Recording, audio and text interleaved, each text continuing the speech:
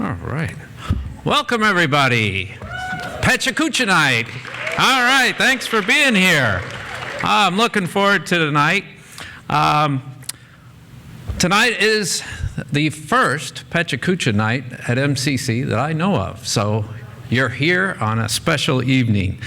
This is part of the Muskegon Community College lecture series, and the lecture series goes around all year long, so I want to mention that, but you're also, as you can see here, I think, on a working stage.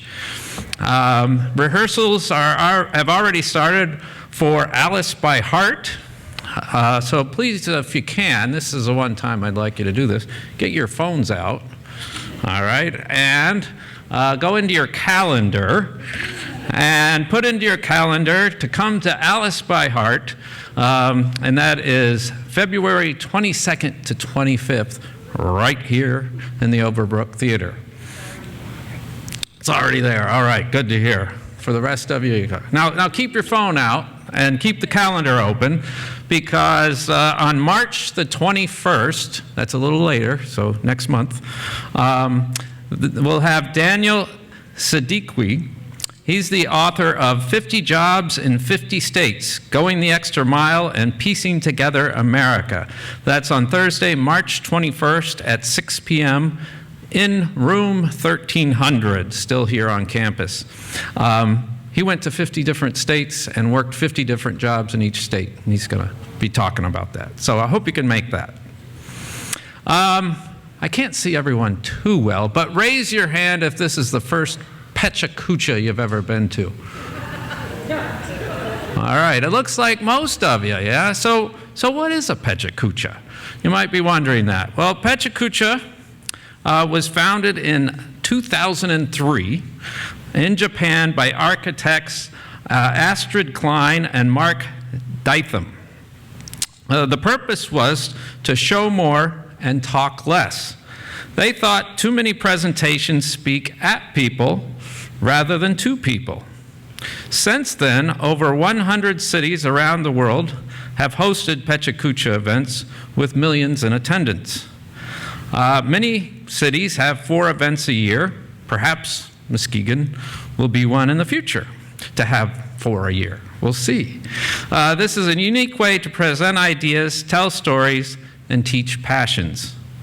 Dr. Katrina Hausman from the University of London says, Pecha Kucha facilitates the development or improvement of 6 skills needed in the workplace and life: presentations, teamwork, time management, organization, creativity, and openness to innovation.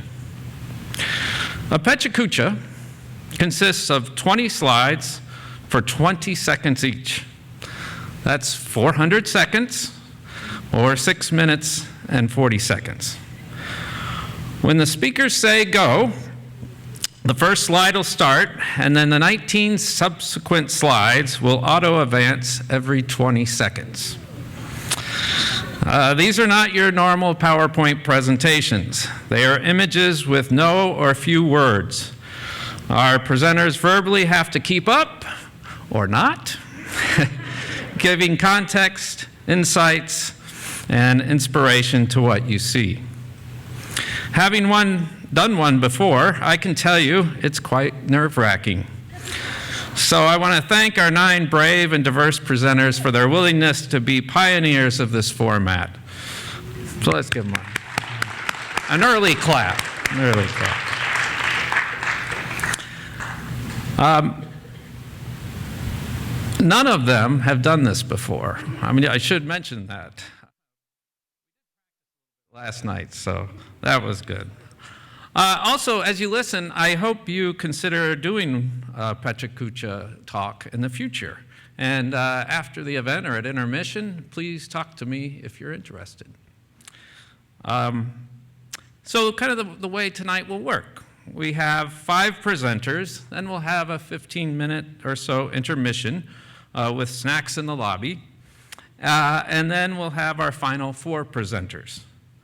I do want to thank Les Rorick, our director of Overbrook Theater and theater instructor, and Andrew for They're the ones making all this work. They're doing the slides and making sure they come out every 20 seconds. And Les helped put together these slides in the right format. Now let's get right to it. So we're going to start with our youngest performer, I think, or presenter. I think, I didn't check IDs, but I'm thinking this is our youngest. And I did see that her kids are here, I think. That's nice. And she was saying instead of Pecha Kucha, they say Pikachu. And I put Pikachu in to make sure I knew what that was, into Google, and Pikachu came up, those little things, but also Pecha Kucha right with it. So they're right on track for this. I got to know Leanne through her husband, Chad, who's also here, and who was a student of mine. And he was memorable because of his zest for learning. And then when I met Leanne, I knew that she had that same zest, plus she had a theatrical interest and skills. So I thought she'd be great for this. Leanne Lowy is born and raised proud Muskegonite. She has appreciated finding herself living and cruising abroad 3 different vessels from the summer she graduated from high school until her youngest turned 3. She credits her wild and entrepreneurial husband for these courageous national and international adventures. But those who know them know he couldn't have done it without her. Their 2 unique and zealous tiny humans keep life lively, while she still occasionally indulges in her healthy passion for the arts, unshakable love of her fellow humankind, and hiking the amazing local trails with her heartthrob of a dog, Nimbus. Please help me welcome our first brave presenter, Leanne Lowy, and Natural Birth Chit-Chat.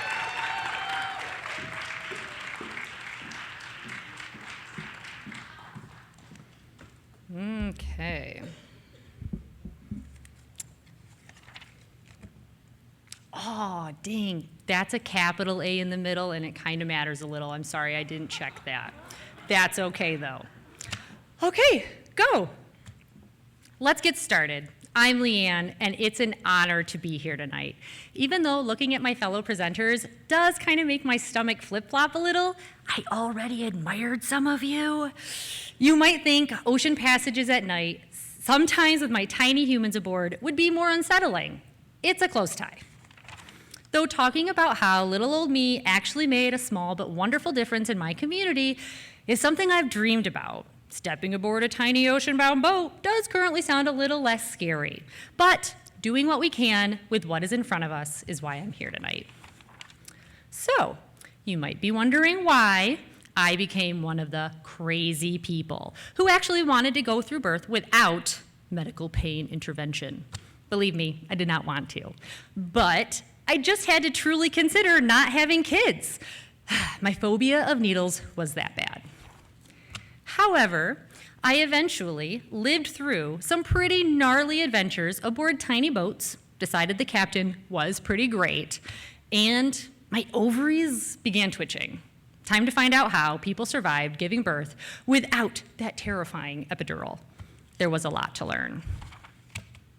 And so began my chit-chatting.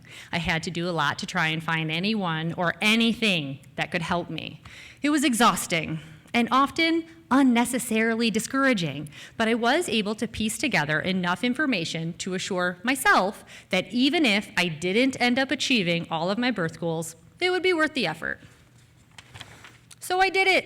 I gave birth without that big scary needle. Yay! But things did not go as hoped, but yay, until I finally opened my curtains 6 months later, saw the sun, and realized I was still really struggling with my mental health. Fortunately, our local hospital had a stellar breastfeeding support group. literally got me through those first 6 months. One night, their Facebook group had maybe 3 moms inquiring about their birth goals and 3 moms, myself included, chatting with them. But it was late, and my baby was still not sleeping through the night. But I cared, had information, and I knew a few people who could help. So 1 week later, 11 women were in my living room chatting about birth and motherhood. I was elated. I had no idea where this was going, but as they were all hugging goodbye, they kind of begged me to start a Facebook group. So, Natural Birth Chit Chat was born. I didn't know it then, but I was actually starting to create that little village I needed a year before when I was pregnant, and I could hardly find anyone to confide in and learn with. Best of all, I saw that it was helping others a lot too. So, I dove in. I finally felt connected with my local birth world, far too heavily located in Grand Rapids. I was discovering documentaries, becoming friends with birth workers, attending events with people. And I brought all of this information and as many resources as I could back to my village. The Facebook group was simple. I was honest about my abilities and the time and energy I had to run it. I set my boundaries, and they were eagerly received. To put it simply, we were a community of women seeking support, sharing resources, and building camaraderie. And camaraderie was built. Motherhood is so easily isolating. Caring deeply about the taboo topic of birth, more isolating. But keeping our group limited to the moms who lived within 1 hour of Muskegon meant we could share the most accessible resources and hopefully keep things harmonious. Soon, I didn't feel like crap anymore. These little casual get-togethers where everyone cared and shared was like medicine for me. My little village, we didn't want trophies, but instead to experience birth informed and supported by those around us, and good postpartum care, no matter the outcome. Then I was pregnant again, and 100 times less scared and alone than last time. My need to better educate myself turned into my passion, my outlet, my hobby. I am so grateful my eyes were open to see this opportunity from the beginning, and I didn't let my fears scare me. I'm not too naive to know I was lucky to experience a healing birth this time.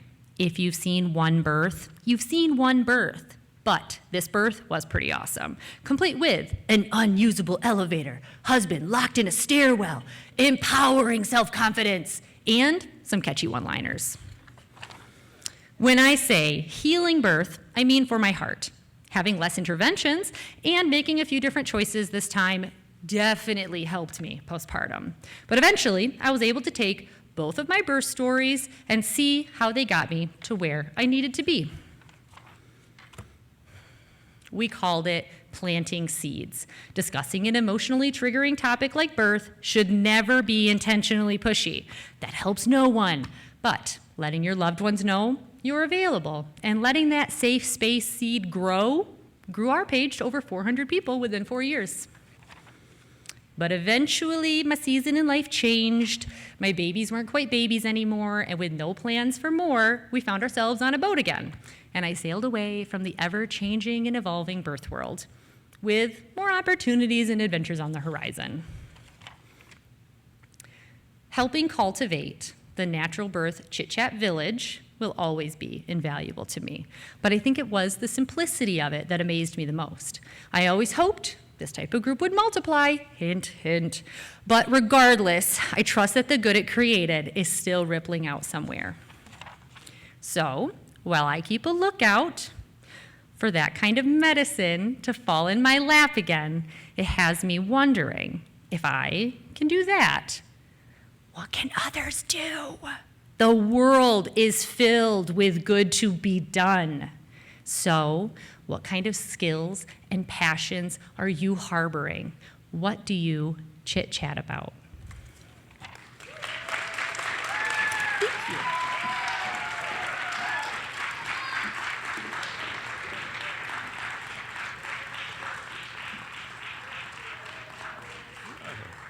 What a great start. Thank you again. That was wonderful. All right. So that's a good way to get started. And Boy, I feel bad for the next 8 after that, huh? Whew. Wow. We're now going from our youngest presenter to the newest, to Muskegon. Alison Paris is a new instructor of theater and is part of the theater faculty and part of Overbrook Theater. And, Overbrook Theater has been here, I don't know, close to the college is soon to celebrate its 100th anniversary. And the theater has been here about that long, doing a lot of good, I think, for the community. And it's great to have another exciting person carrying the torch for the next years. And I think when I asked Alison to do this, the talk that you're going to hear probably wasn't the one she had in her head. But, sometimes life changes, as you'll see. And I think you'll find it a great and interesting talk. So a little bit about Alison. She has had an eclectic life filled with theater, music, art, family, friends, almost every natural disaster known to mankind, and as many dogs as she can pet. After earning a BA from Bradley University, she went to the University of Hawaii in Honolulu to study traditional Asian theater, where she received an MFA in Asian theater directing. Alison's professional arts career began at Hawaii Opera Theater, where she was a director, singer, and administrator, and has led her all over the country, working for organizations such as Solano College, Sacramento Opera, the University of Colorado Springs Conservatory, the Grand Rapids Symphony, and for the last 8 years, she served as the associate and then artistic director at Grand Rapids Civic Theater. Alison loves sharing the magic and power of theater with people, and she hates talking about herself. Which is why I ask her. So she encourages everyone here tonight to come back to the Overbrook Theater to see a show this semester. It just might change your life. Please help me welcome to the stage Alison Paris. Take My Breath Away.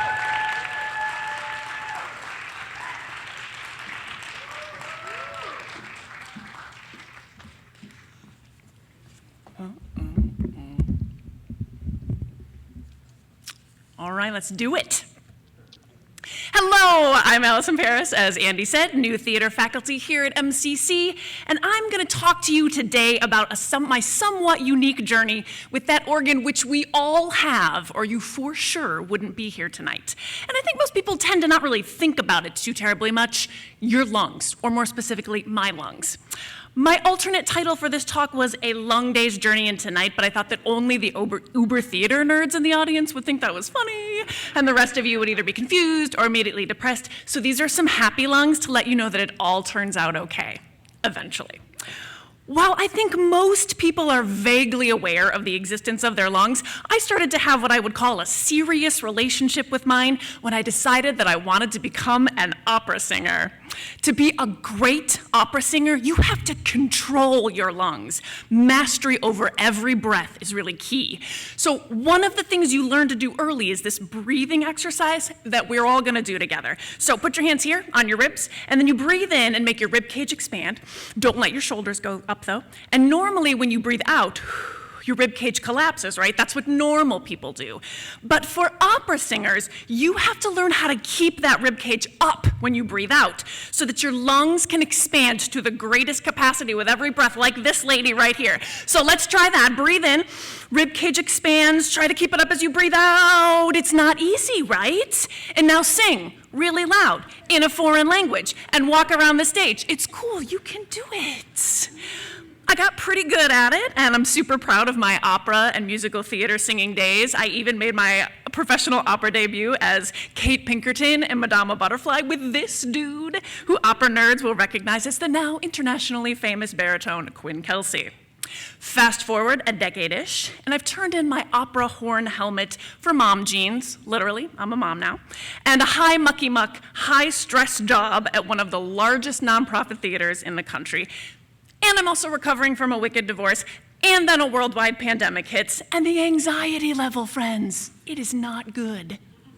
So I decide it's time to go deep on a new lung relationship that I've been dabbling with, meditation. And in meditation, friends, I have to unlearn everything, because in meditation, you're supposed to allow the breath, notice the breath, don't control the breath, just let it be. So now try that, just breathe. You can even close your eyes. Don't be like 2020 me, thinking about that never-ending to-do list, or the fact that live theater is shut down for a year or more and you're responsible for everyone's jobs, or the fact that your kid is almost a teenager, and the deep-seated fear that you might actually be a terrible human being who doesn't deserve love. Don't think about that. Let that go. It's fine. Just breathe.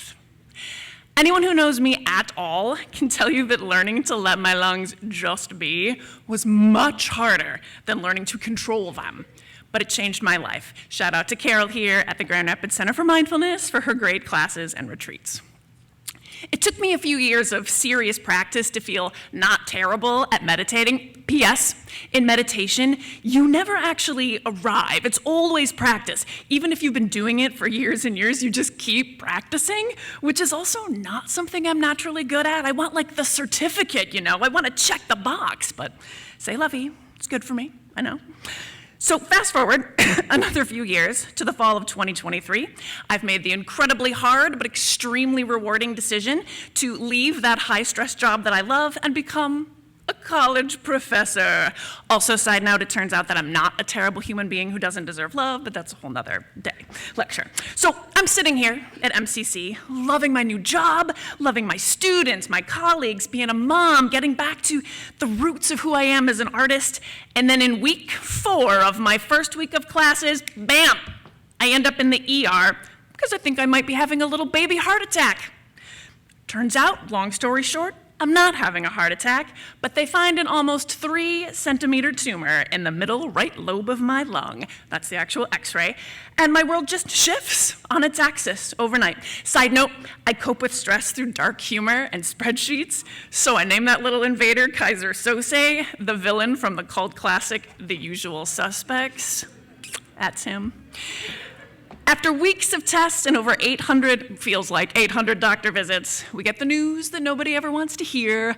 Kaiser Sose is in fact lung cancer. But the silver lining is that it's an extremely rare kind of lung cancer called a carcinoid. We caught it early. One surgery should take care of him forever. We scheduled the surgery for December 15th. My awesome surgeon, Dr. Lamb, is going to do this thing called a VATS procedure, which is as minimally invasive as a major surgery like this can be. But the thing is, he's going to take out the entire right middle lobe of my lung. And that's a rough thing to hear. I mean, you have 5 lobes, and you really only need 2 to live, but y'all, these lungs and I, we have been through a lot together, a lot.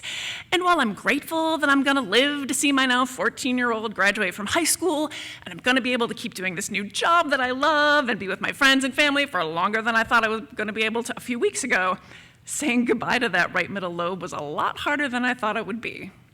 But ultimately, this dude, Dr. Lamb and his team, did a great job. Surgery was totally successful. No more Kaiser Sose, hopefully forever. My partner, my mom and dad, my brother, my colleagues and friends took great, great care of me. Healing took several weeks using this thing called a spirometer to help my lungs heal and learn how to do a little bit more with a little bit less. Still working on the healing part, 6 weeks tomorrow. But overall, I found the whole experience to be a weird combination of both remastering and a re-allowing and noticing my lungs and my breathing, and it's all been very full circle. And here we are. My lungs and I are back to a mostly healthy relationship, and every day I just take a little moment to be grateful for this wild journey we've been on together. I breathe in, I breathe out. Let's all do that all together one more time. We breathe in, we breathe out.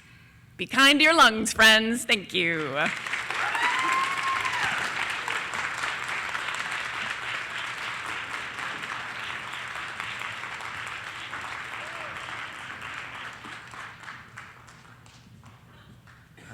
Another terrific talk. Thank you. It shows how in 6 minutes and 40 seconds, your emotions can go high and low and everywhere. Just terrific. And all right, and we're going to continue with another wonderful presentation from Dr. Yolanda Burris. Dr. Burris is an instructor of nursing at Muskegon Community College, and perhaps most importantly, she is on our bargaining team for the faculty. So, good union person, of course. And Yolanda's been here, Dr. Burris, for a long time. It's been great having her as a colleague. And not only does she teach nursing, which is one of the hardest things to do at MCC, I think. They put in the hours for sure. But also, she's on like every committee. And one of our other presenters said, I've known you more than anyone because you're on my hiring committee. And so she really is involved in the college beyond her teaching. So a little bit about Dr. Burris. She said, at core of who I am, I'm a proud wife and mother of 4 wonderful children. What truly fills my heart with joy is the incredible family I've been blessed with, including my 18 grandchildren and 2 great-grandchildren. Yes, I proudly wear the badge of great-grandmother. Yes. Let's clap for that. And Dr. Burris went out to eat with another speaker we had once, and the other speaker was talking about her kids, and Dr. Burris mentioned her own kids, and then she said she was a grandmother and then a great-grandmother, and I just saw the eyes of the speaker go, no, I thought you were my age. And she said, I may not be. But family, continuing on, she said, family is important to me, and we share countless moments of happiness, whether it's enjoying a trip to the movies, immersing ourselves in the magic of Disney, taking a refreshing swim, or simply spending quality time together talking and, most importantly, snuggling. There's something magical about the warmth and closeness that comes with family, and I cherish every moment of it. Aside from my family adventures, I have a passion for a few things close to my heart. I have a small business where I channel my creativity into crafting body butter, creams, lip balm, and deodorants. Embracing a holistic and natural approach to caring for ourselves has truly been a priority for me. I find joy in creating products that enhance well-being purely and naturally. In my leisure time, you'll often find me engrossed in the pages of an audible book, soaking in the wisdom and tales they offer. As much as I truly enjoy my current home in Michigan, I dream of retiring to a warmer climate where I can bask in the sun and savor the tranquility of a peaceful environment. Life is a journey, and I believe that by the time I retire, I will have fulfilled my purpose here. Until then, I will continue to embrace my life's journey and the beauty of family, the joy of creating, and the warmth of a loving home. Please help me welcome Dr. Yolanda Burris to the stage.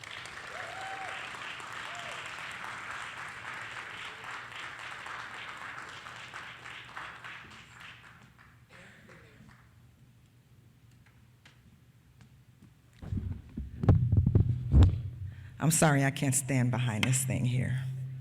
Thank you. Go. I love this picture here. This picture, first of all, it's on my bucket list. And second of all, it kind of simulates my life, where I begin, the middle, and then the end. And so when I think about the beginning, born July 28, to Linda and Anthony Terriot in Lake Charles, Louisiana. Very young parents. My mother was 17, my father was 27, and they were very young and didn't have an idea what to do with me. So my mother continued, finished school, and she left me with my grandmother. And now my grandmother is the matriarch of our family. Own home, educator, businesswoman, landowner. She was phenomenal. But she also had a takeover spirit.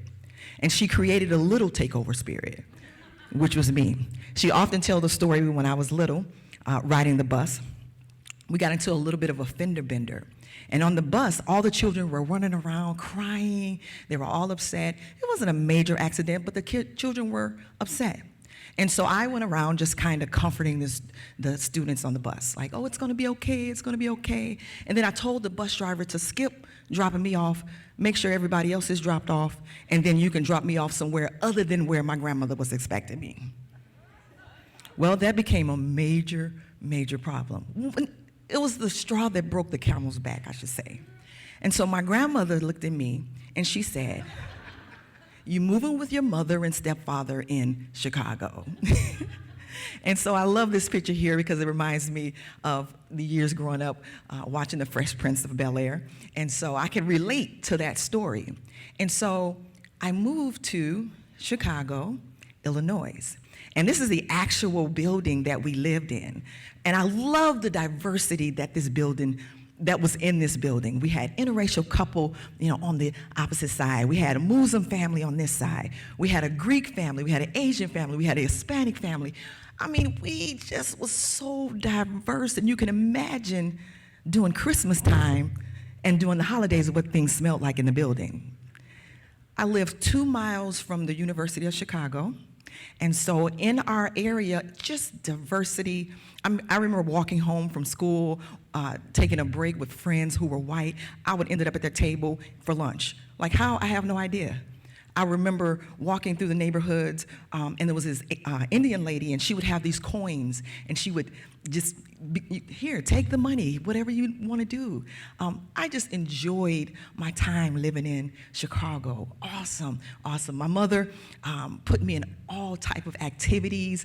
One in particular was at the YMCA where I did water shows. I learned how to swim like a fish. I did ballet, Harper's Court, downtown area, Chicago. I did sewing lessons. I didn't really like sewing lessons because it was like quiet and kind of boring, and I didn't do well with that one. But so many things, but all of a sudden, we got a call that we had to leave Chicago and go back to Louisiana. So went back to Louisiana, helped get my grandmother well. She was a little ill, got her well, had to enroll in school. And so they enrolled me in school. I got on the track team, and that was kind of like my outlet, right? Getting on the track team because I was good. I mean, good. I beat the boys. I was that good. I'm telling you, don't let me take my shoes off. If I took my shoes off running, it was over. And so, I enjoyed winning and running and being a part of the track team. Actually, I had trophies and medals that could fill a room.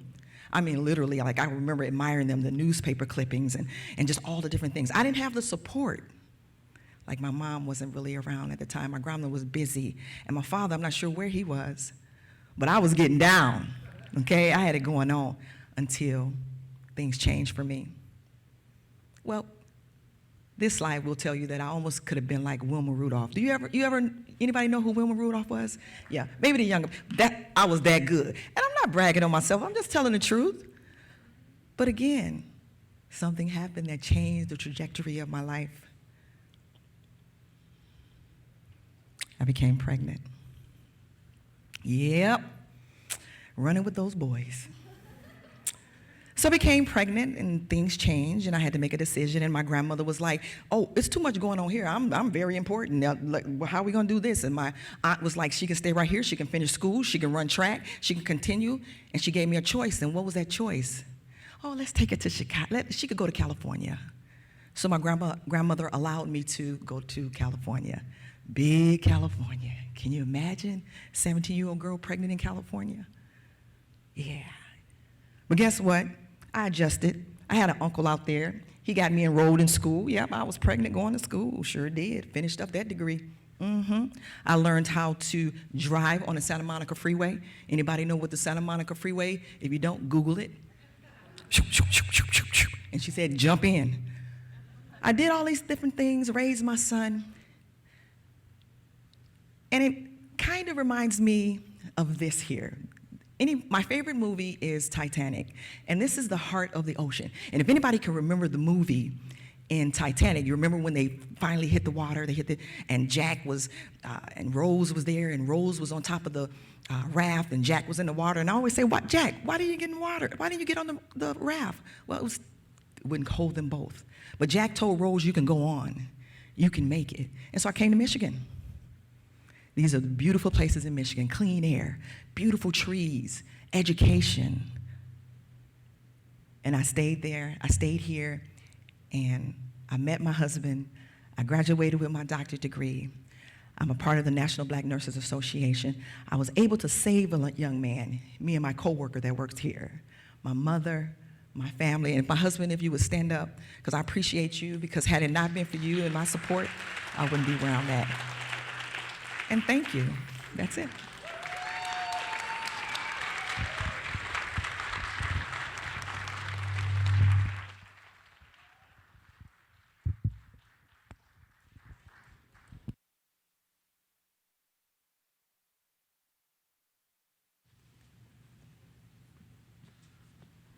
Thank you. Terrific life story. And all right.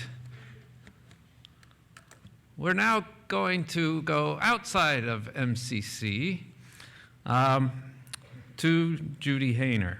Judith Hayner, our next presenter, is a lifelong leader, advocate, and lover of Muskegon. Much has been written about the rise of Muskegon over the last 20 years.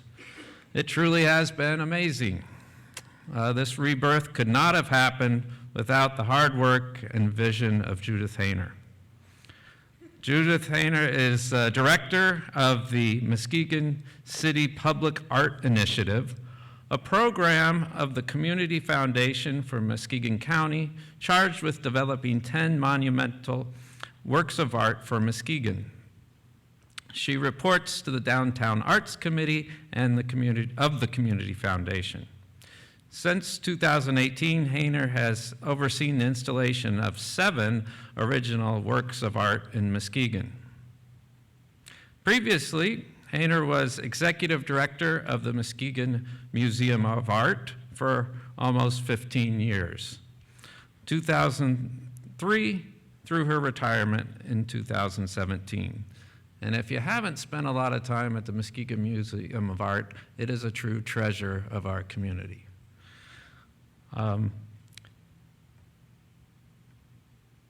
Where was I? Oh, she also spent 14 years in senior administration for Muskegon Public Schools, 5 years director of Every Woman's Place, and 6 years as a therapist at the University of Arkansas. Judy Hayner has been an enthusiastic advocate for Muskegon for over 55 years. She fell in love with Muskegon on her first walk-a-mile adventure to Lake Michigan at Hoffmaster State Park in the late 1960s and moved to Muskegon in 1970. Hayner has a bachelor's degree in education from Eastern Michigan University and her master's degree in counseling from Western Michigan. Please help me welcome to the stage Judith Hayner.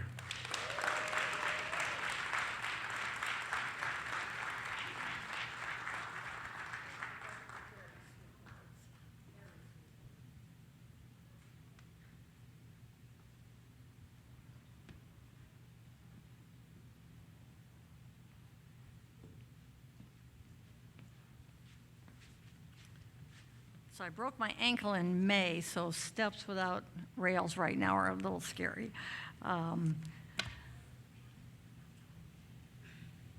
Okay. As Andy said, I moved to Muskegon in 1970 to marry, and although the marriage didn't last, Muskegon lasted. And I have spent most of my adult life in Muskegon and I've had a great career, and I've had a lot of fun here. But people have noticed my work, and that's what led to my career. Career paths don't make sense unless you're looking in the rearview mirror, but I'm not going to talk about that today. I'm going to talk about Muskegon's public art, what I'm doing to add to it, and why I think that it isn't who you know, but who knows you that actually creates your success. Here are some examples of Muskegon's public art. You may be amazed to know that there are over 60 pieces in the city of Muskegon of public art. And the first ones came in 1892 for Hackley Park when Charles Hackley commissioned these sculptures, all of these sculptures. The monument was created by Joseph Carabelli from Ohio, and it was dedicated in 1892. But remember what I'm saying, it's who you know. So, don't have time to mess up this. Once the park sculptures were completed, Charles Hackley knew both Carabelli and Charles Nienhuis, who did two of the sculptures around the park. And so when he needed a marble base, who did he call? He called the guy he knew. He called Carabelli. And then the same thing when McKinley was assassinated, Nienhuis called Hackley. After I retired from the Muskegon Museum of Art, the opportunity to do this work came to me. Why? Because somebody knew my work. They knew what I did. They knew my capabilities. Patrick O'Leary called me and asked if I would help him commission 10 new works of art.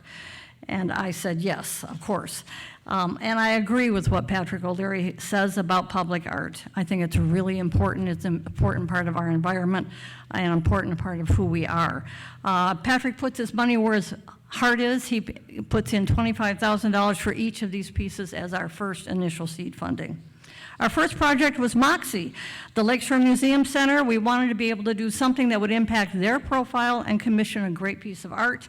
And you see our inspiration. This guy lives on the lower level of the Lakeshore Museum Center.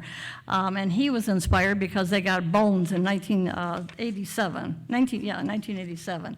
So we decided to commission a mastodon, and stealing an idea from another town, we also did the mini mastodon so that we could put together a scavenger hunt.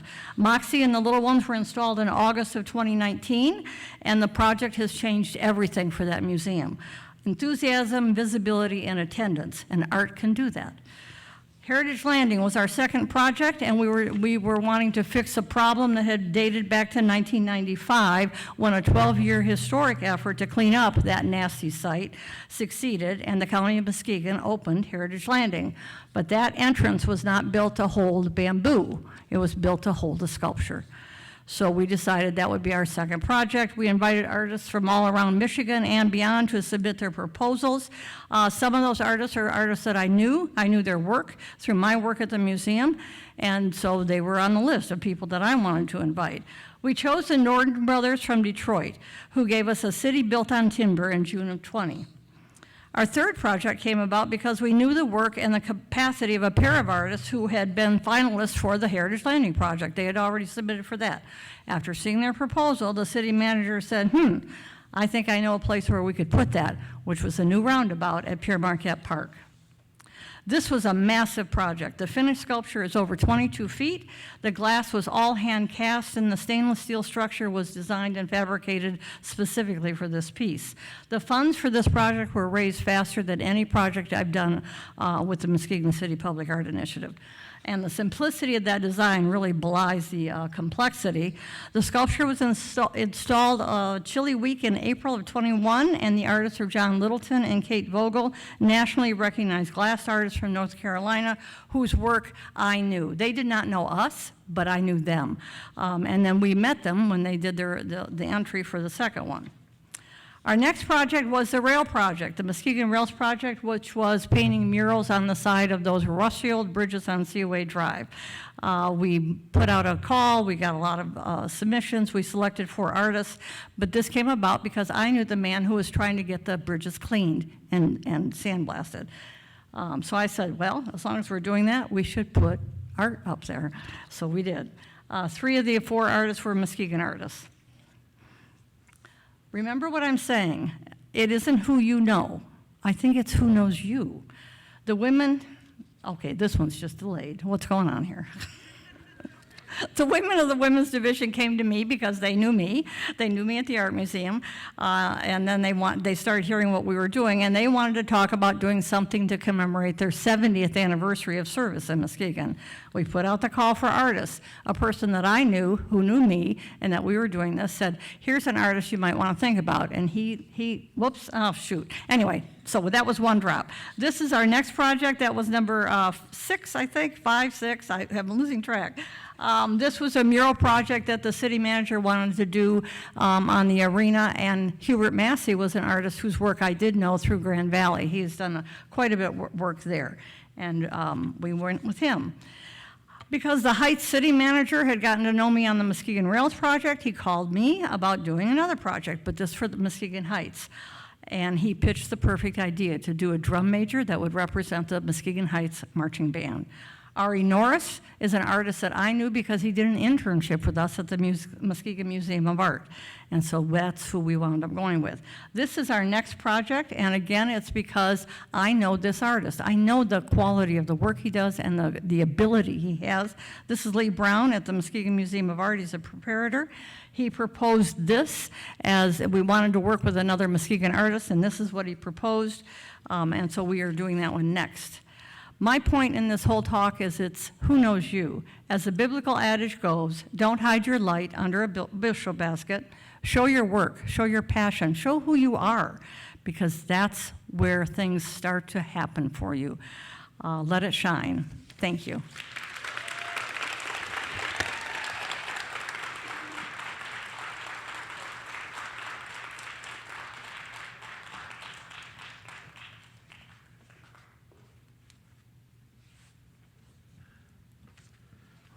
Thank you, Judy. That was terrific. And if as you're going around town, take a look at a lot of those pieces of artwork.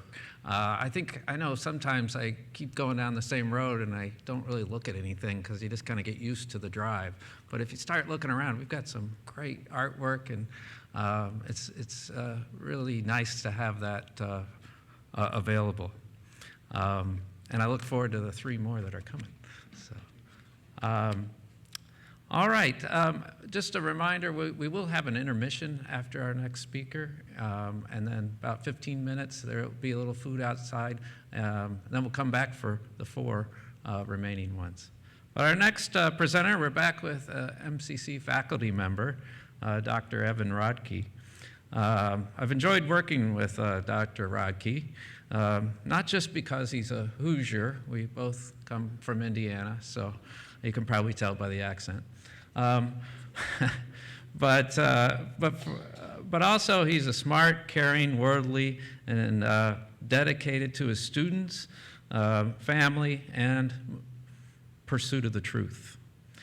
Evan came to MCC in 2018 after 3 years at Casper College in central Wyoming, which followed the earning of a PhD in anthropology from the University of Illinois at Chicago, and teaching widely, how about that? And probably wildly, I don't know, we'll see, as an adjunct instructor in Chicago, and living in several places and doing several different things prior to that. He's very specific. He is happy to be a husband of Lisa, who he's been with for over 20 years, and the father to Ramona, Daphne, and Theodore. Riding a bicycle has always generated a simultaneously normal and particularly special feeling for him. He's traveled a lot, he's read a lot, and he values encountering and considering different perspectives. He lives on Earth with you, and as far as he knows, he puts on pants just like everyone else, for those who wear pants. So please help me welcome Dr. Evan Rodkey.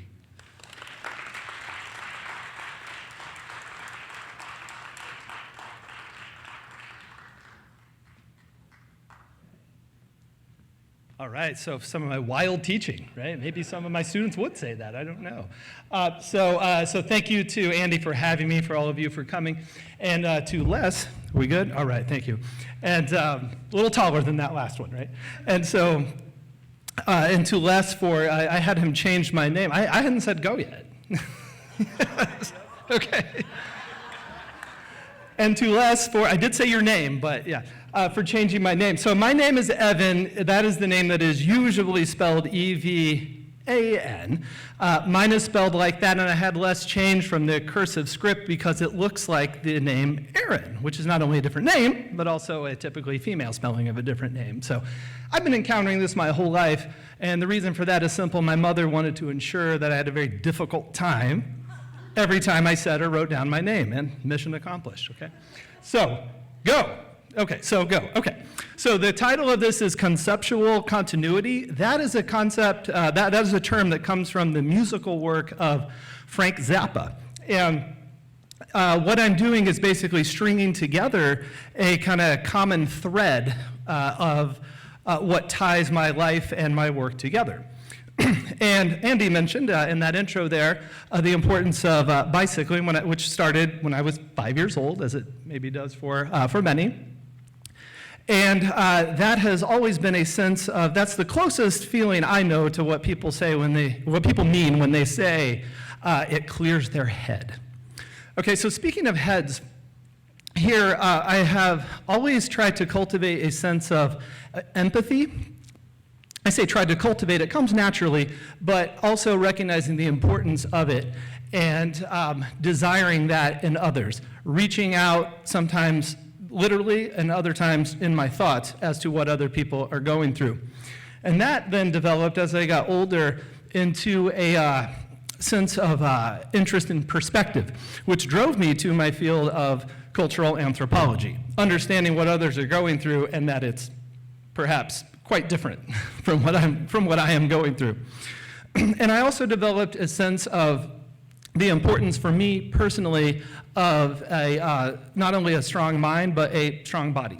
And the connection between, I don't look quite like that, but the connection between the two and focusing on physical strength. It's been almost 30 years since I have been a member of a swim team, okay? But it still, as a part of me, I can still close my eyes and smell the chlorine-treated water and feel the water around me, but no one else around me, at least not right around me, and how that contributes to that connection with mind and body. I was not a strong student back in school because I didn't really care about what was going on there. I was interested in learning and so on, but not formal education, and that drastically changed when I went here. And that led me to where I am now, my interest in helping others with that. And so that led to a more studious existence than I had cultivated before, in which I was able to realize that there was more to what I had been doing prior in school, and succeeded in that way.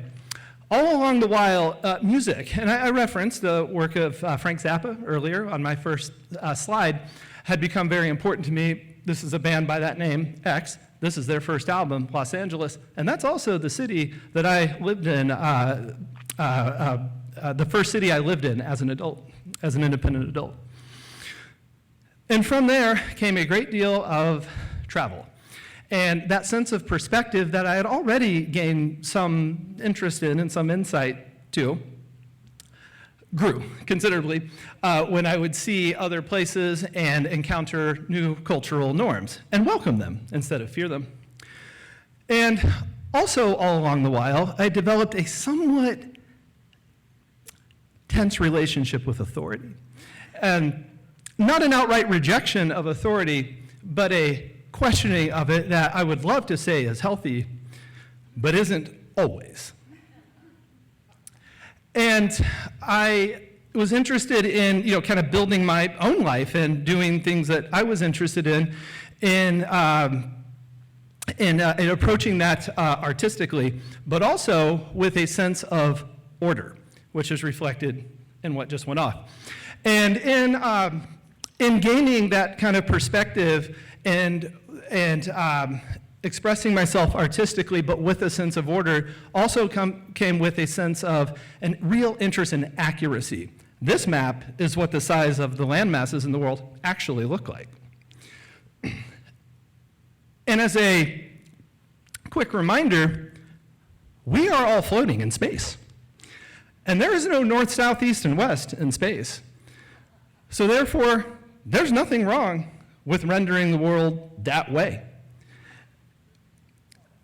And also, there's no reason why the one has to go what we call audience participation clockwise. See? We lock ourselves into thinking it must go that way. We've even counted the term to go around the room this way.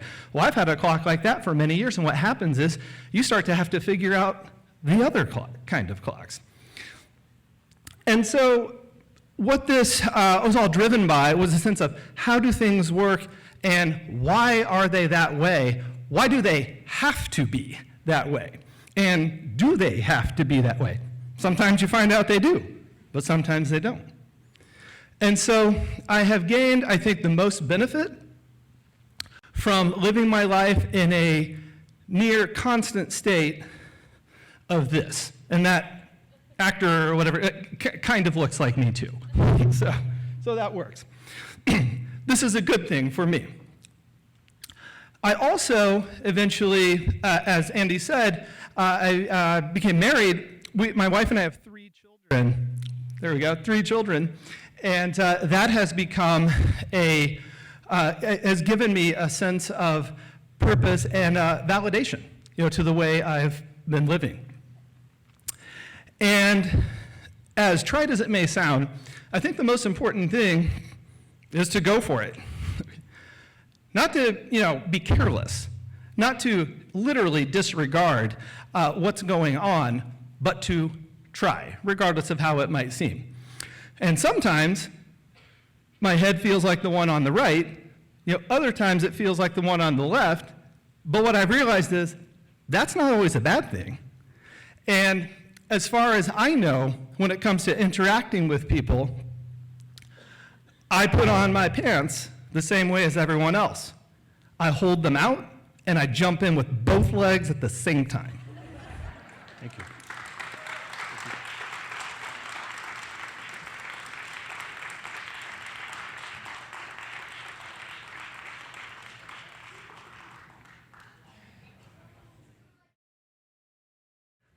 Well, we had a great first half. Thank you again for those speakers.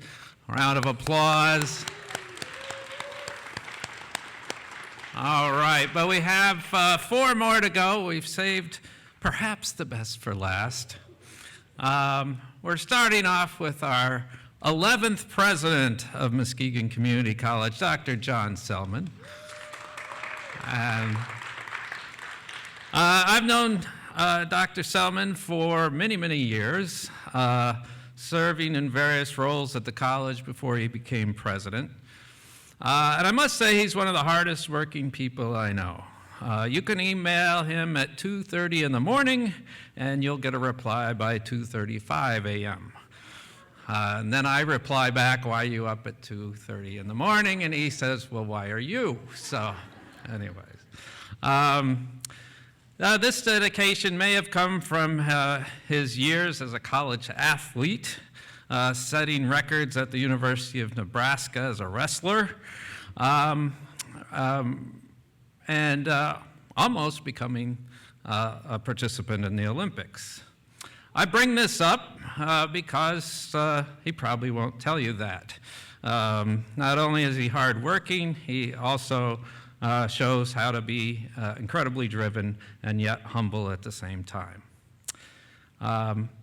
So a little bit about Dr. Selmon. He is the 11th president of Muskegon Community College. Prior to that role, Dr. Selmon served as a provost and executive vice president at MCC and led over $50 million in major renovation projects for the college, which includes the Health and Wellness Center, Science Center, Sturris Technology Center, the automotive renovation, and the art and music buildings. Dr. Selmon has and continues to play a critical role in Muskegon's Community College's strategic planning, student success initiatives, developing key relationships with community partners, revamping the foundation for MCC, securing millions of dollars in state and federal funding, and providing extensive oversight in establishing MCC as a leader college with the Achieving the Dream organization. He has over 30 years of experience in higher education administration. Dr. Selmon earned his Master's of Arts in Educational Leadership and a doctorate in Educational Leadership, both from Eastern Michigan University. He also has a Bachelor of Science in Education from the University of Nebraska-Lincoln. Currently, he serves on the boards which include the United Way of the Lakeshore, Muskegon Community College Association's, the Michigan Community College Association's President's Committee and Legislative Committee, Foundation for Muskegon Community College, the Greater Muskegon Economic Board, the Grand Haven Trinity Health Board, breathe, right? Breathe. A lot of boards. Talent First, Western Michigan Education, to Employment Partnership Governing Council, the Muskegon Area Promise Zone Board, and is a member of the Muskegon Rotary. Dr. Selmon and his wife of over 36 years, Zephra, have 2 adult children, and he likes all kinds of sporting activities and spends a lot of his free time golfing and fishing. Please help me welcome Dr. John Selmon.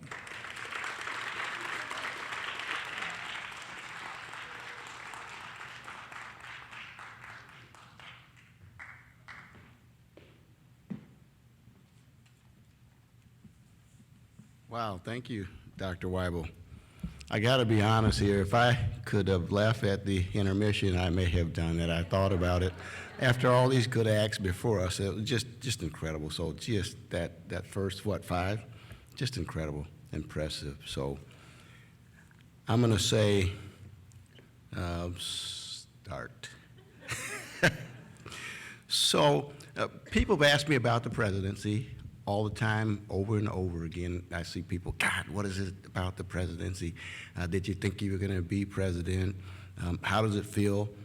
And so time and time again, I talk to people, small audiences about the presidency, so which led to my title.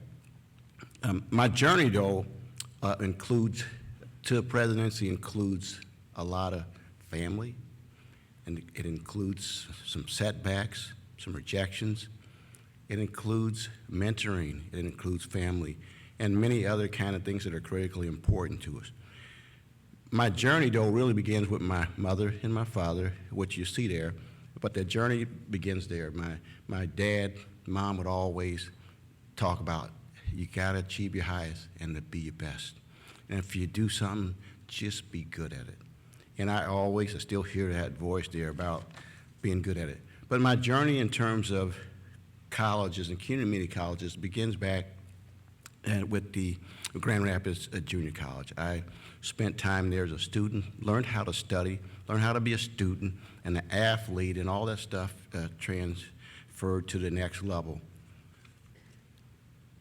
The light came on for me back in the late 70s as it relates to being a college president. I was around some people, worked around some people, watched them grow, watched them excel, and so at some point throughout those early years, I believed that I could be a president as well.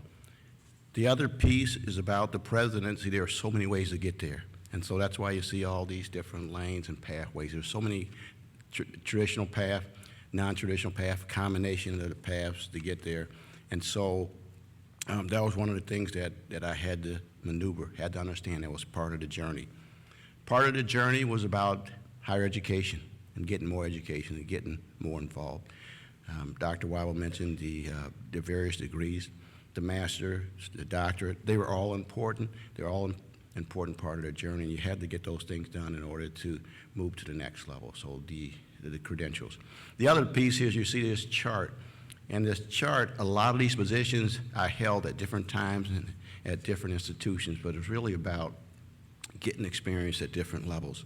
in terms of work. I always tried to work in positions that were close to the presidency, but it wasn't the presidency, but it exposed you to the presidency and the roles that they have.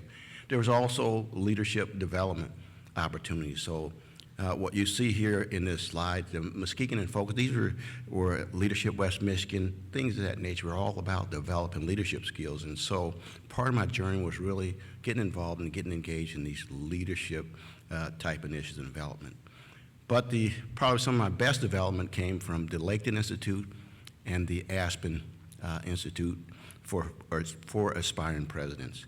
That was probably some of the best experiences I have, and what you see there is the Laketon Institute, where I'm interacting with many minorities that are aspiring to be college presidents, and so that was a good experience there.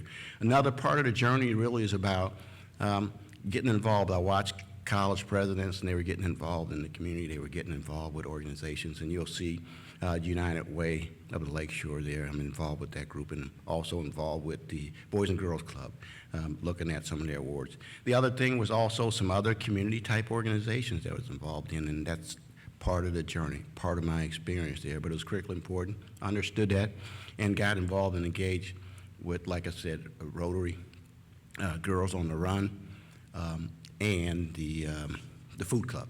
These are all important parts of getting involved, getting engaged in the community, but it's all part of the president's journey. But it's nothing like mentors. And as you see, these mentors don't look like me, but they were critically important to me and played such a critical role in my success, especially the last 8 or 9 months of the presidency. And so it really was exciting.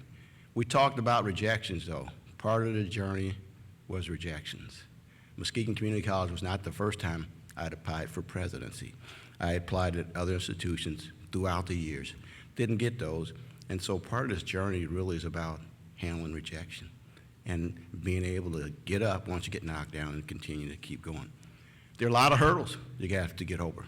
This is my nephew who qualified for the Olympics a couple years ago, but he jumped over some hurdles. Reminds me of the hurdles to the presidency: resumes, cover letters, interviews. Those are all these hurdles that you got to get over and you got to get through. But the biggest hurdle is this group right here. These are the Board of Trustees members from Muskegon Community College, but to get over this group, it's challenging. You need 4 votes, really. I had 7. It's good to have 7 versus 4 when you're talking about a board, but you have 7 bosses, incredible group, but that's part of the journey. You got to get through a Board of Trustees. And the other part of this is this work-life balance. And it's critically important that you understand that and set some boundaries. Sometimes I'm good at setting boundaries, sometimes not, but I'm working at it. But it's a challenge, but you got to understand that piece there. And the other part about this journey is your family and your spouse, especially. You know, living in different communities, 5 or 6 communities, brothers, siblings, my kids were all part of the journey, and so I had to recognize that, understand, and appreciate that, but critically important part of this experience, the journey. The other piece is working with students, and this is the joy of the journey. You work with students, you watch them grow, you watch them develop, and this is the Inclusive Leadership Academy. These young folks are going out and serving on boards, getting trained here at the college to go out. I didn't do all the training, I was just involved in that evening. But probably the most rewarding piece, though, the most rewarding piece for me as president, as I was moving through this journey, is to watch the students go across the stage. And I go back to the words of my mother and father years ago. I always want them to achieve their highest and to be their best. So that's my journey.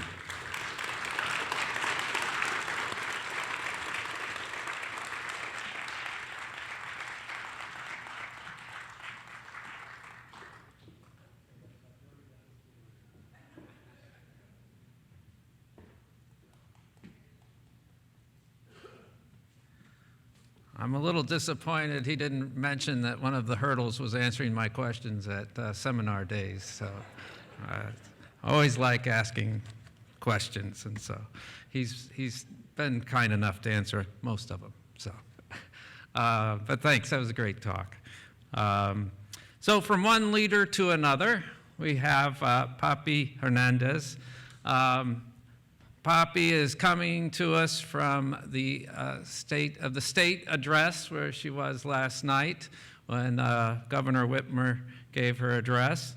I've known Poppy for a long time, and when I was thinking about putting a Pecha Kucha together, I thought she would do a great job. She has a lot of pizzazz, tells you the way it is, and is a great social activist in the community and now throughout the state. Plus, she loves her kids, but you'll hear that soon. She loves to talk about her kids. Anyways, Poppy Hernandez received her bachelor's degree from the University of California, Berkeley, and her master's degree from Western Michigan University. For more than 20 years, Hernandez's work of strategic change management has been the intersection of public health, education, workforce development and diversity, equity, and inclusion. In 2019, she was appointed by Governor Gretchen Whitmer as the Regional Director of Community Affairs, after she had run for State Senate, too. That was quite the run. Came very close. It's great to see.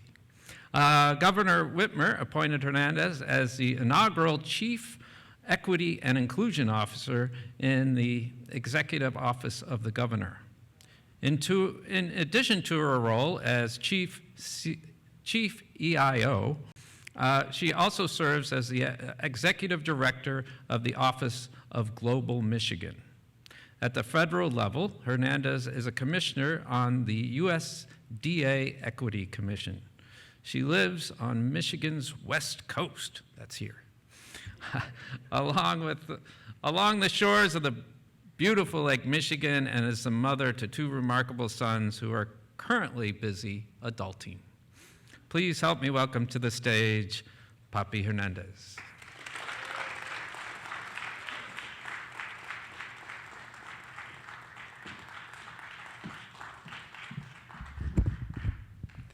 I'm one of the non-cooperators that didn't come to the rehearsal last night, so just, have some grace.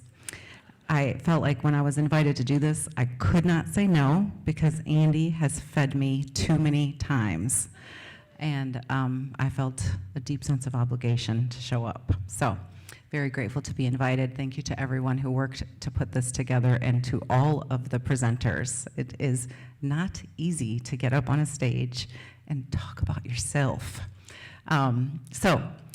I think the instruction that I've picked up from what I've seen from the previous speakers is that I have to say, go. So tonight, what you are going to hear from me is my formula of words and numbers that have led me to what I consider to be a profoundly joyful experience of serving the state of Michigan. 19 is the number that my mother was years old when she found herself a single parent of two children under the age of 2, one with a terminal birth defect, heart birth defect, and one with serious colic. It was rough for her. I don't remember, but that's what she tells me. 10 is the number of times we moved before I was 9 years old.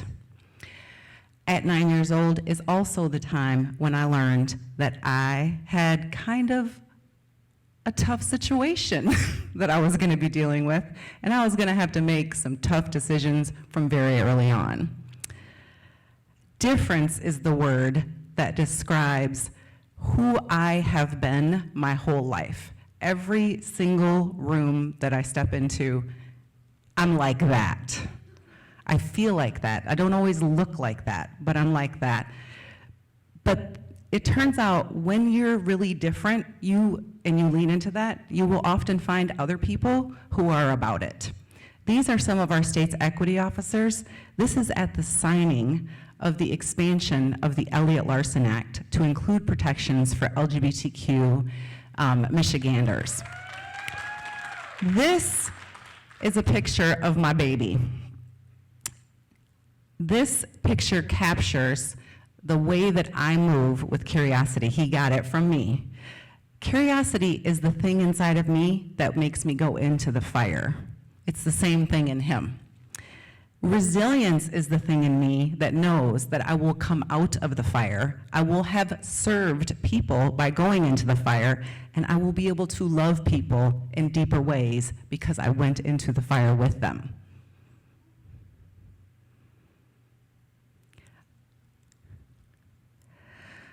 Serve, service, showing up.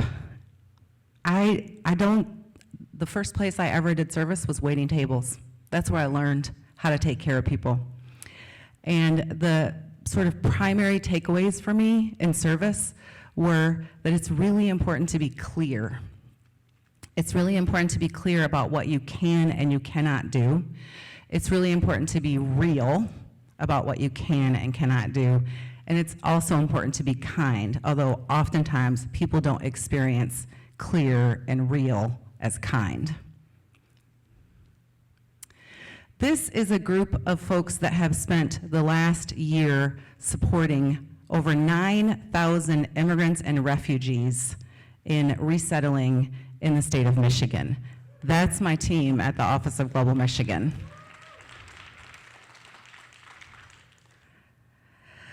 This is a picture of me by myself, and the number that goes with this picture is 1, which is really important when I think about my work and service, because the 2 pictures before that were teams, right? Every single time I walk into a room, I know that I'm not the only one. So yes, I'm different, but I'm not the only one.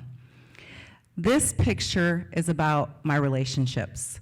My relationships can be categorized in 3 ways: friends, family, colleagues. If you're any one of those things for me, you already know that I love you. I do not delineate. If you are family, if you are a friend, if you are a colleague, I have to restrain myself at the end of our all-staff meetings from saying, I love you, okay? Because I say it to my family and my friends every day. This is a picture of my comadre, which in Spanish loosely translates to the woman that I am mothering with. Now, I have a husband, he was a great father, but she was there for my babies. This is a colleague. We have the same last name. Technically, we're not related, but I will support her dreams. I will support her aspirations. I will hold her accountable. I will make it difficult for her to settle for less than what she's capable of. These are my babies. I said yes to this so I could put a picture of them on that screen. I said yes to this because I want to live in a place where serving and work makes room for the writer and it makes room for the firefighter. And that's why I do what I do every single day. This is a photo of me and some of my people at work where we are essentially showing up to serve 60,000 Michiganders, driving equity and inclusion across every single state department. And I feel like I cannot believe that I get to be part of that. This picture captures how different I have to show up every day. Look at the one in the middle, ready, okay? This one over here's got stuff going on. I'm like, it's gonna be okay. We're gonna show up, we're gonna be real, we're gonna be kind, we're gonna be clear. This is in college. This woman was a college, a friend. She was my editor. My degree's in English. She said to me, your stories are great, but your grammar, not so much. Nobody will know what you're saying if we don't get that together. And I ended up getting a degree in English. This is a woman that I worked with who essentially showed me that if we don't step into the room, our whole selves all the time, then we are doing all of the people in that room a disservice. And that's why I don't restrain myself from saying I love you to her when she leaves work. This is a note from my sons for Mother's Day.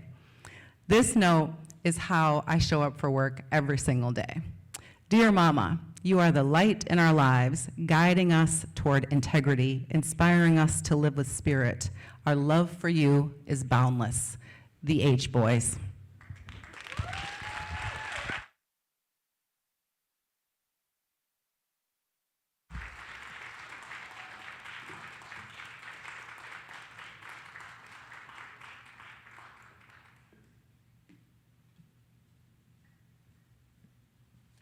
Thank you, Poppy. That was terrific. All right. Boy, I hate for this to be over, but we only have 2 left. But 2 great ones to go. Our next presenter is Leanne Frame. And I want to say 2 things about Leanne. One, or 2 words, dusty and delightful. Dusty because she's been teaching ceramics for a few years now at MCC and been teaching art for 17 years. And unfortunately, she's retiring this year, so we're going to really miss her. And I know she's always been a delightful person to work with. And I remember when I was chair, there's a lot of things that come up and difficulties, but never with Leanne. She was always so easy to work with. And so definitely delightful as well as dusty.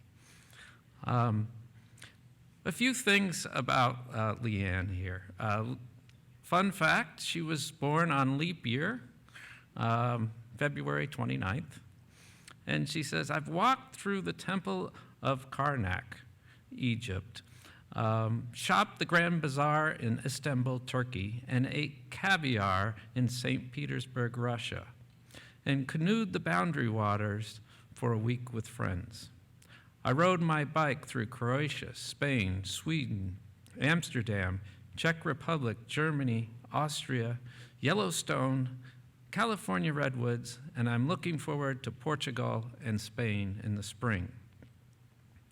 My mother, she says, Donna Gillespie, Balovich, okay, was an incredible watercolor artist. We shared the love of art. She was and will always be an inspiration for me. She had won a drawing contest and was awarded a trip to New York City as the grand prize. I'm sure she wanted to go, but she was pregnant with me and could not. I'm one of 6 children. Leanne says, at a young age, I knew I was an artist. What I didn't know was how much dedication and determination it was going to require of me. While in high school, I pursued my cosmetology license, and that is how I paid my way through college, eventually earning an MFA in printmaking. And she says, I've been an instructor at MCC for 17 years. My prints are in the permanent collection of the Frederick Meyer Gardens and Sculpture Park in Grand Rapids, the Muskegon Museum of Art, and the Newark Public Library in New Jersey, and have been on view at the Metropolitan Museum of Art in New York. That's a big one.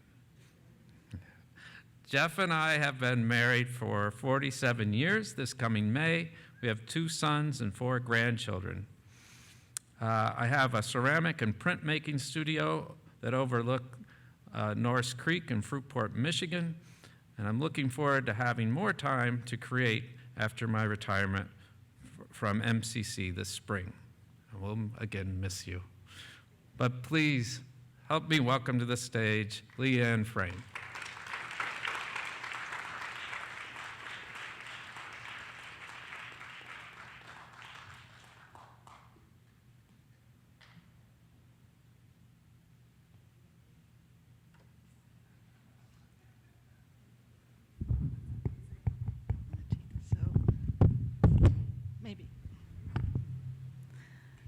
Thank you for being here. Excited and nervous to follow such wonderful Pecha Kucha presentations, but I'll do my best for you, keep you entertained. Let's just go. My mother and I celebrated this particular art reception. This is her watercolor to the right. We had studios a mile apart from each other, and she would give me a call and say, are you home? Are you available? I want to come over. I have a painting I want to show you. Don't say anything negative. I can't take it today. Okay. This is my studio. It overlooks Norris Creek. It's fully equipped, as you see, with my press, some of my tools, my plate, and it's a very calming place. When you walk into it, if you have a chance, it's very calm. Although out the window, it beckons me out of doors where I like to work on drawings on location. I don't like anyone with me. It would interrupt my conversation with nature. So I may or may not come away with something that will go to a print, but I do come away fulfilled spiritually and emotionally. Working out drawings, I'm looking for the fluidity, the value, the composition. What do I want to include? What I don't want to include? How does it move in value study? Telephone poles, yes or no? They were there for the preliminary drawing. Then I'll take this to print. And I did take liberties with color on this one, giving it sort of an evening glow. I did retain the telephone poles in the building just to give it a sense of time and place. The path goes wherever you want it to go, right? Lots of texture and balance and movement. A copper plate has a hard ground on it. I transfer a drawing to the front of the plate. I draw with a sharp needle through the ground, which exposes the plate, that is then put into a ferric chloride that etches a line, and it creates an incised line on the plate. Every mark I make responds. This is an image called The Arduous Path to Silence, thinking about some of the things we have to go through to get to silence. The arduous path has hills, has valleys, has rocks, and color, and I really wanted to have a sense of a strong composition in this one. Deep into the woods, an afternoon light kind of fell into this canopied area and just bounced around. The water that had flowed for years opened the earth, created a crevice or a grotto. I was quite thrilled with this, but it was very intimate at the same time. Pulling a print from the plate. This is the third plate that holds color, and you can see that I'm pulling the paper off from the plate, that it has already gone through the press. So that is the final plate and print. The final print comes up right next, and I wanted to retain that golden light that was there. I also wanted to keep, I felt like the earth was vulnerable with this large open, it's not a wound, but it's an opening that was created by the water over the years, and a sense of movement with the water. Finding new areas to discover can create anxiety, and it can create freedom. And I really like to discover and wander in through areas and find new locations. And there's, we have the tangible and the intangible reflections in the water, the textures and the light that I wanted to retain in this print, to retain a sense of movement, to retain the water that's just gently covering some of the rocks that are submerged, the dappling light that comes through the forest. It's all texture, pattern, and direction, and how it flows through. This was a house that had a sign, crossing private property. Well, you know, okay. Chain link fence in front, this old house, weathered, long been there, just like I want to say like an old man that's just all crotchety and whatever. And the trees. I love that, but it brought me to here, which was the end of the drive, and that was my goal, was to get here, to see this soft horizon, the ebb and flow of the tide that creates this scalloped edge along the shoreline, and the rocks, and the values, and the reflection. Here we have diversity, but we also have a sense of unity, and it's fluid, but it's confusing, but there's harmony. There's a little bit of everything going on here. And I felt a real draw to this for a busy mind that has lots going on. In this print, I put a boat I took that image and brought it farther and added a boat for voyage, for something that we can have stability, but yet it's confusing, but the patterns and the colors, for me, are pleasing. In that diversity and confusion, I find harmony. As a printmaker, I make editions, and there's 5 editions here of the same print, 3 plates on each one. When the edition is finished, that's it. I will not have more in the world. They won't be signed or numbered into an edition. So I'm laying them out there to examine them and make sure that they fit. Nostalgia, longing, missing.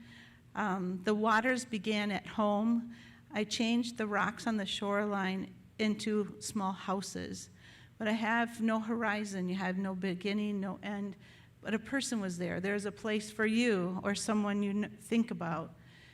In life, we think we can hang on to something forever, whatever it is, but we can't.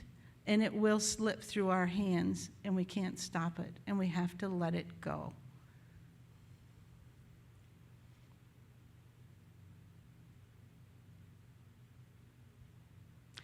Birds, bees, fruit, eggs, femininity, finding my voice in nature out in the world, finding my voice in nature in me. I have looked to other women who have carved the path as artists for me. I've found courage, strength, and that's it.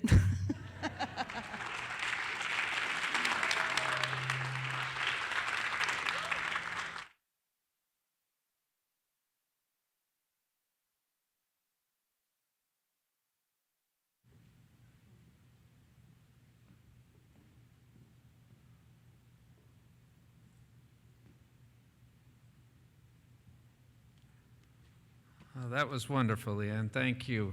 It was great to look, I thought, at her artwork and then hear how she goes about it and to see it. I've seen some of those images before, but I think I appreciate them much more thanks to your great talk. Thank you.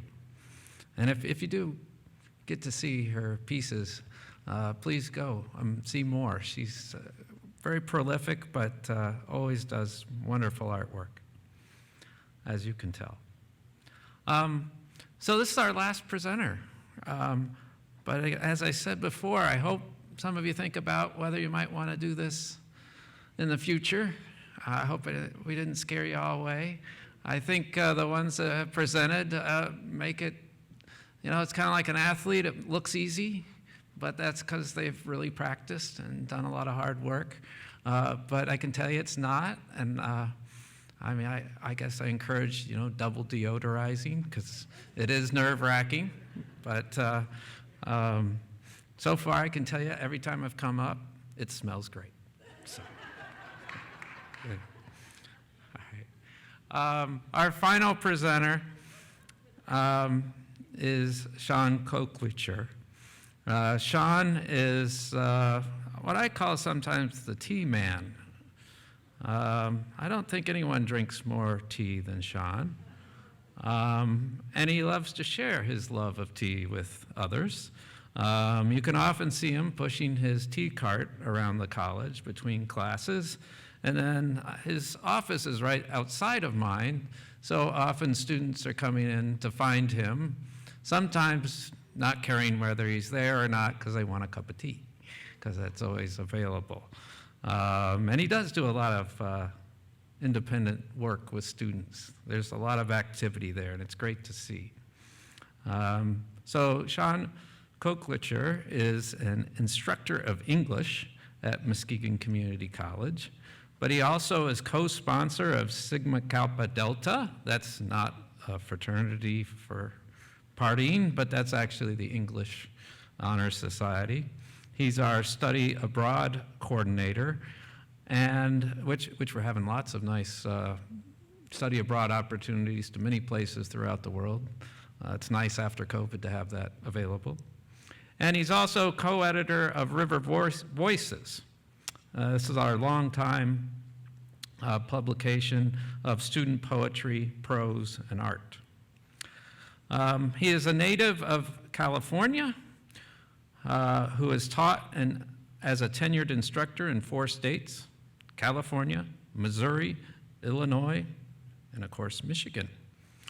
When he is not teaching English, lit, or graphic novels, you can find him with his lovely wife, Daisy, enjoying a cup of tea, as I mentioned, discussing how to solve the world's problems, or more importantly, simply the next dream project they have for their home.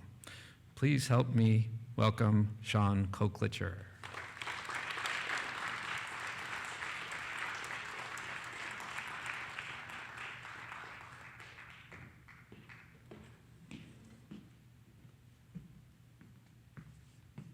So before I say go, I just want to put this out there. A, I apologize to everybody here that I'm closing the show. I don't know why I was put at the end. There were so many more, I don't even know how to phrase it. I'm feeling a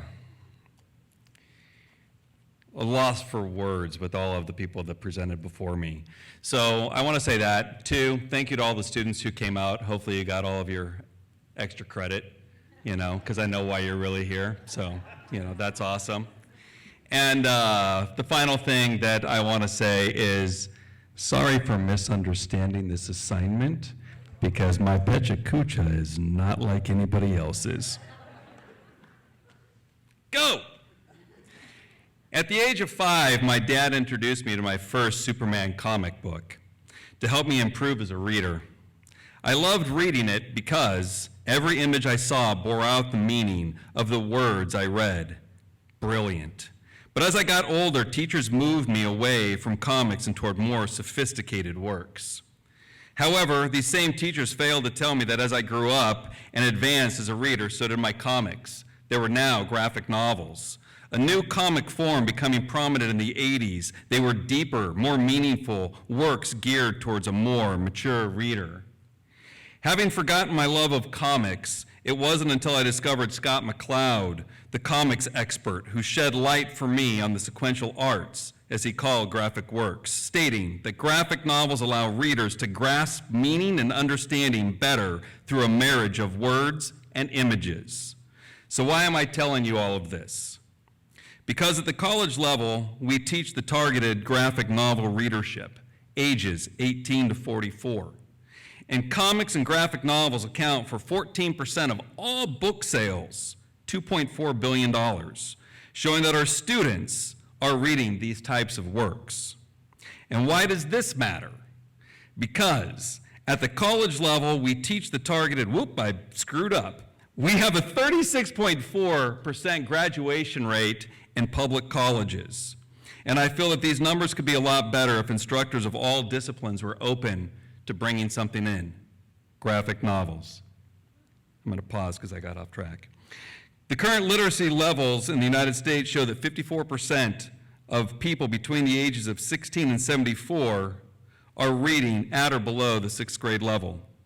And graphic novels can help to bridge the gap and increase literacy rates among students if we incorporate them.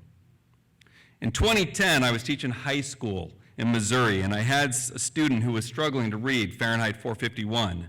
The school librarian suggested allowing them to read graphic novels, and everything changed for these students. Not only their comprehension of this novel, but of everything that they read for their other classes and me for the rest of the semester. So in 2011, after leaving the high school for a college teaching job, my son asked me why I didn't teach a class of graphic novels. He read them and liked them. His friends read them and liked them, and he figured that my college students would like them as well. So I spoke with my local bookstore owner. We had many conversations, and I came up with a class. In 2012, my graphic novel course became the first at the community college level in the state of Illinois, and it was hugely successful. My students loved engaging with graphic novels, and their comprehension levels were significantly higher than anything I had in my comparable classes like American literature.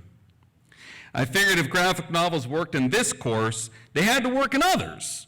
So I added a graphic novel textbook to my English 101 and 102 courses. My colleagues thought I was crazy, but at semester's end, my students' comprehension and understanding of the writing process had improved significantly over the previous semesters. In 2018, I took a position here at MCC. There's that nice little video somebody made of me. I bought graphic novels with me, created a graphic novel course, and worked slowly my graphic novels into my 101 and 102 courses. And the students responded positively as well. But it's not just English courses. Stanford history professor Tom Mullally uses graphic novels because he feels graphic novels prime readers for the complexity of doing and reading historical research, and this approach must be working because professors at multiple disciplines, multiple campuses, are using graphic novels to connect with their students. Not to mention, research conducted by the Indiana University of Pennsylvania shows that when college students read comics, the readers are able to bridge the gap between the verbal text and the visual text, all while utilizing critical reading strategies on a consistent basis.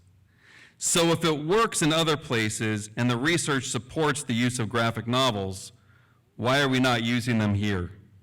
Our art history and intro to art appreciation could use biographies of artists like David Hockney, Jean-Michel Basquiat, Jackson Pollock to show the different connections between art and life. Western Civ, world history, and African American history courses could use works like Onward Toward Our Noble Deaths to teach World War II. Palestine could add context to the current atrocities in Gaza and the West Bank. And Wake could be used to discuss the role of black women and the role they played in slave revolts. Nursing 101 could use works like Vitals and Taking Turns to give firsthand accounts that are visually illustrated to show students what it's like to actually work as a nurse before they get sent out for their clinicals. On the anthropology side, cultural diversity and intro to cultural anthropology courses could use the Society for Cultural Anthropology website, Evan, to see the series Graphic Ethnography, as well as the books like Kings of Bangkok and The Talk to discuss important cultural issues affecting people in everyday life. Lastly, our science classes could employ works like the Cartoon Guide to Biology, Chemistry, Physics to give a different take or use it as supplemental material to help our students to understand what they're learning through the visuals that are used in graphic novels. In a current poll, numerous students stated that they feel their college education didn't help them in critical thinking, verbal communication, creativity, and cultural awareness. So why not meet them where they are and use texts that are proven to enhance and elevate these skills? Let the images in the text help them to improve and grow as students. Endless opportunities for students, success, and connection with different course materials exist. We just need to step outside of our comfort zone as instructors and realize that graphic novels have and deserve a place in every academic discipline. How will you use them? Thank you, and good night.